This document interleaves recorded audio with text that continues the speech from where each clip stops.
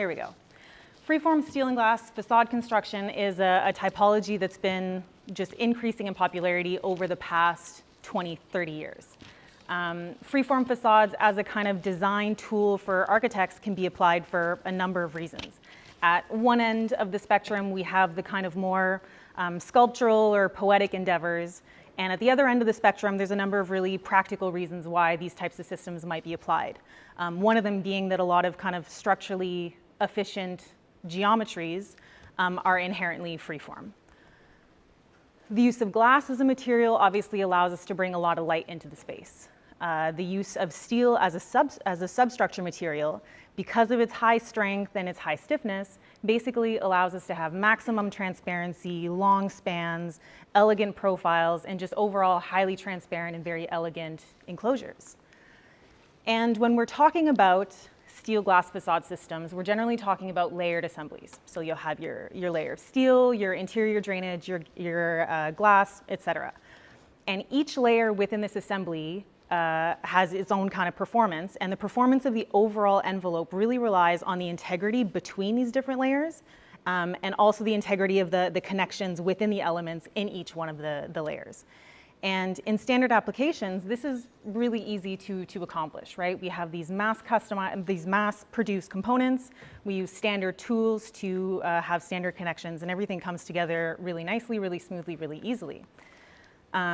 But this gets complicated when we start talking about freeform applications. All of a sudden, the geometry at these intersections is significantly more complex. And somehow, we still have to treat these intersections in such a way that none of the performance is jeopardized. And this challenge is made even kind of, or is compounded by the fact that in a given project, you might have hundreds, thousands, tens of thousands of entirely individual unique conditions. And this requires, especially when it comes to, for example, the interior drainage layer, this might require a lot of kind of careful cutting, gluing, manual high precision labor on site in order to avoid having leakage and other performance issues. When it comes to the structural nodes, as an industry, we've come to rely on a lot of computer-aided manufacturing for mass-customized solutions.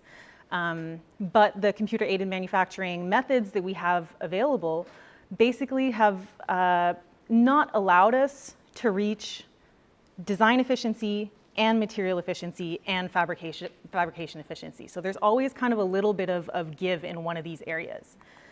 And so what we strove to do was to overcome this by developing what we now call the Viscube system. So where the Vis system is the standard Janssen commercially available facade system, the Viscube for us refers to an additively manufactured intervention only at the nodes, only at the intersections where that geometry is particularly complex. And that consists of a structural node and also, as Nadja mentioned, the gaskets. But today we'll be focusing more on the kind of the structural node and the development and the journey that we've been on for that. And what this strategy allows us to do is to take advantage of all of the efficiencies of commercial facade systems. And yeah, like I mentioned, concentrate the use of additive manufacturing really at those intersections where we need to leverage or we need complex parts. And so what we strove to do was to come up with a system that is fully standardized. Standard interfaces, standard connections, and also standard geometrical approaches to all of our components.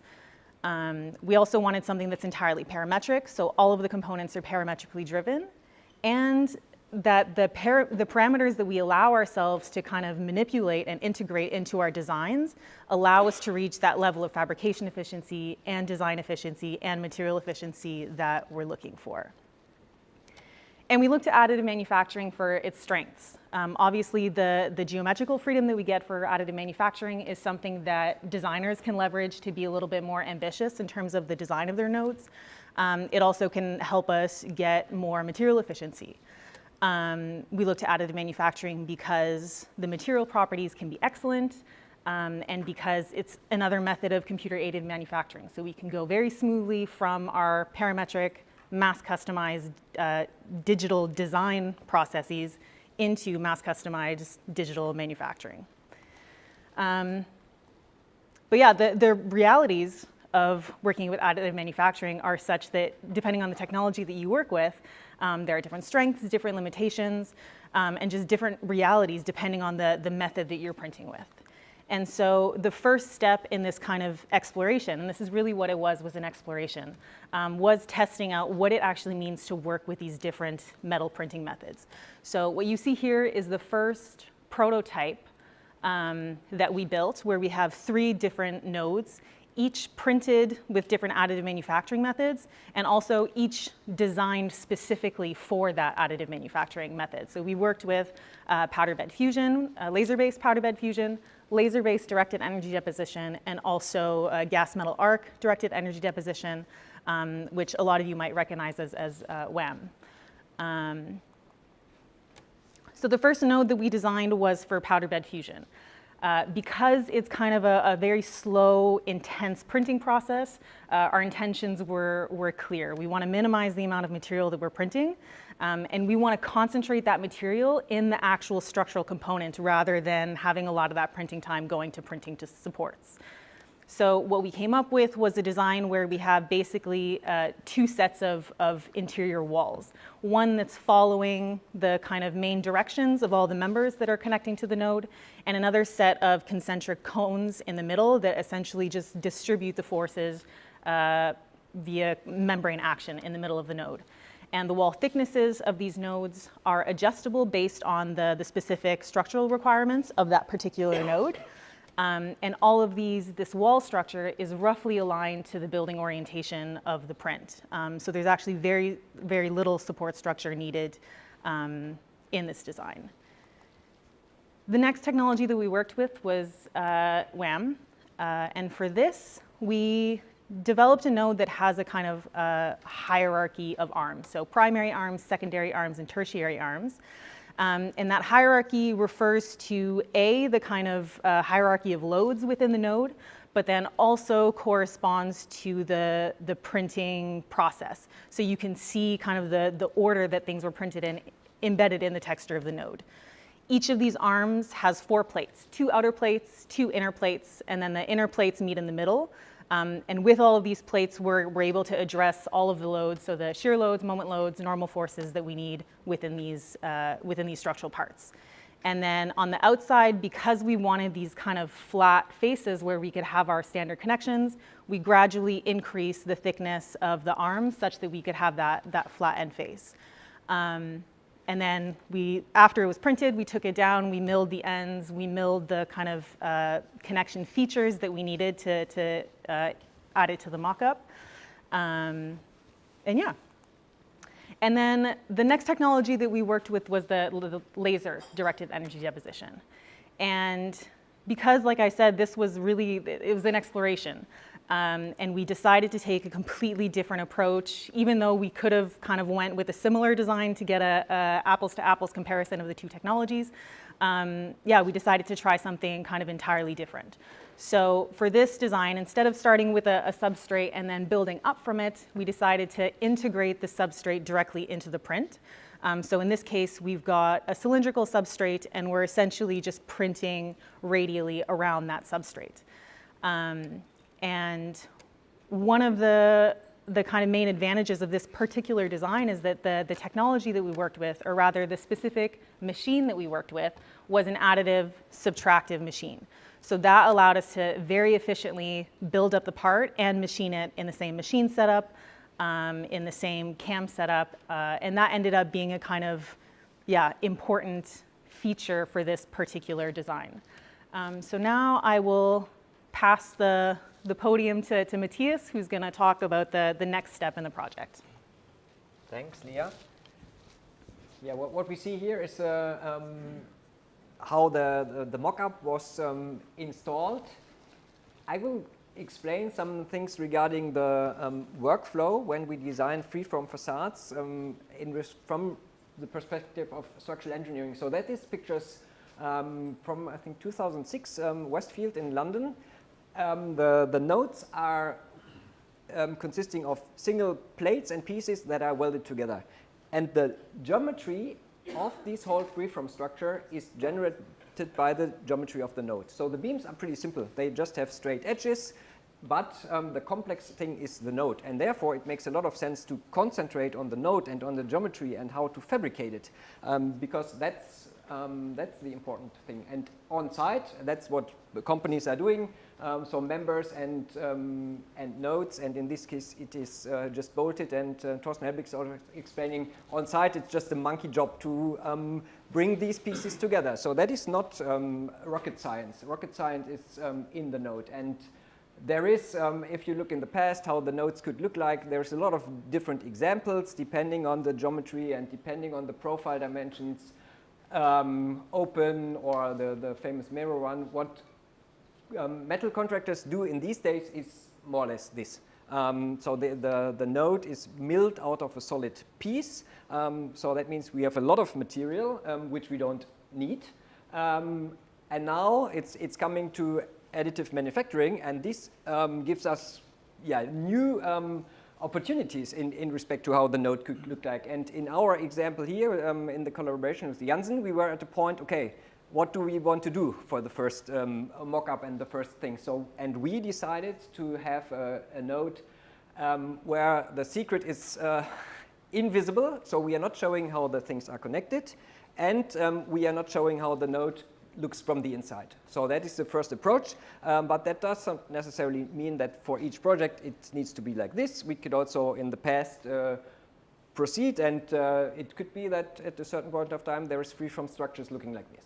The workflow for our small facade is similar to what we do for huge facades, like the roof here for my side in Frankfurt. So it's coming from the surface that we received from the architect, in this case Fuchsas from Italy. Then we need a structural model. It comes to information for fabrication and then fabrication, and we have the product in the end. So as said, it's similar here. We have the design surface. We need to analyze the geometry. This is important because we have some restrictions in respect to the geometry. We cannot fabricate or get the facade watertight if the angles are too small or too big. So there is restrictions, and if we want to use quadratic or rectangular glass panels, there is further restrictions in respect to geometry and curvature that we need to consider. So that's what we did here, or actually Leah did that in the beginning. And then from the surface, we need to create a beam model. And in these days, Grasshopper is always involved in these tasks. And then the most important step in respect to structural analysis and how things are coming together is happening here, where we need to play things and information back and forth. So we will figure out what is required in respect to dimensions of the node and so on, and that will then influence some global parameters. Maybe we need to rethink things and change geometry of nodes, or maybe sometimes also of the surface. So that is going back and forth here. And then at structural engineering, so finite element models, one thing that is important for us, so we are using steel, but the steel that is used to print these nodes is different from typical steel. So we need to run tests in this case in order to figure out what is the isotropic or anisotropic material properties. And that was considered then in our structural calculation. And once calculations are done, we, or Leah in this case, again, did create tables with the parametric information that are used for fabrication then. And I pass over to Leah again.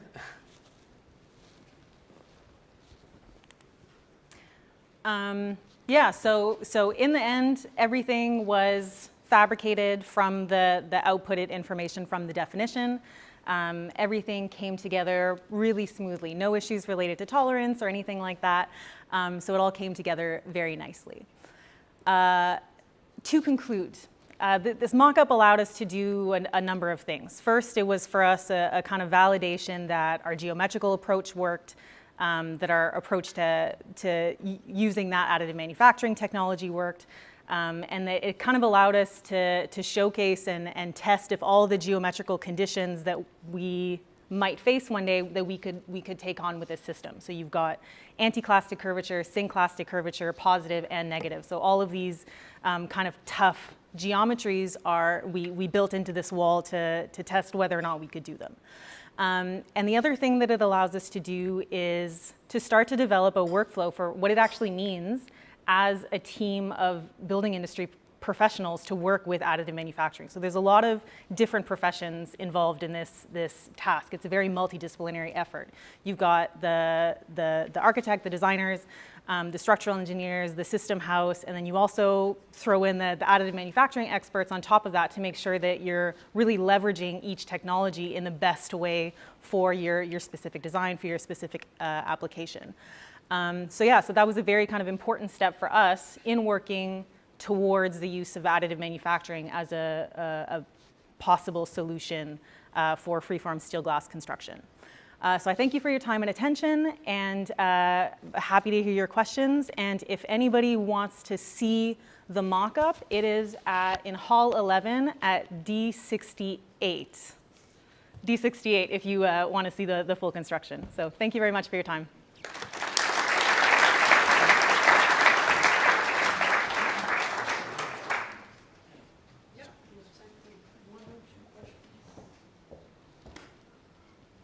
Hi, great presentation, thank you. I already saw the mock-up, they look amazing. I have multiple questions about this. So my first question is, in the end, like you kind of changed with the laser welding, you kind of changed your approach. I was wondering if you could also imagine this for an SLM print and a WAM print to go in a direction where you don't fully make the knot, but kind of work on a piece itself. And then the most important question is, who actually printed these things? Is it all the same contractor, or did you print it, or there are not so many people on the market that can actually provide all of these three technologies? Sure. So the WAM technology, to answer your first question, so the wire and arc additive manufacturing could have also been used for a similar design to the one that we used here. SLM to integrate the substrate is a lot harder.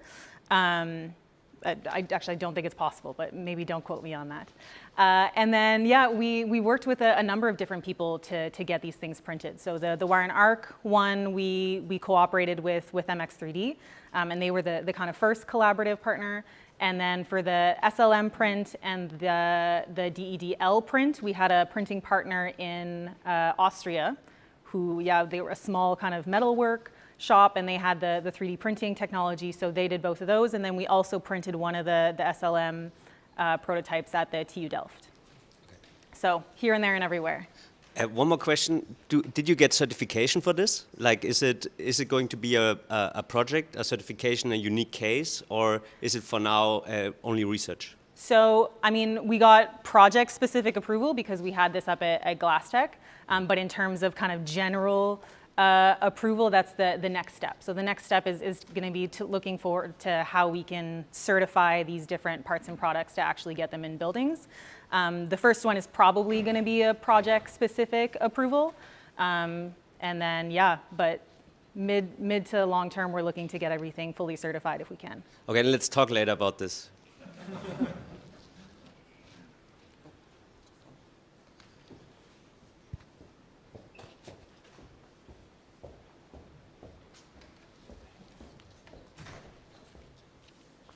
Hi, thank you. Great presentation, by the way. I have a more structural question. Did you consider, or how did you calculate the stiffness of the node?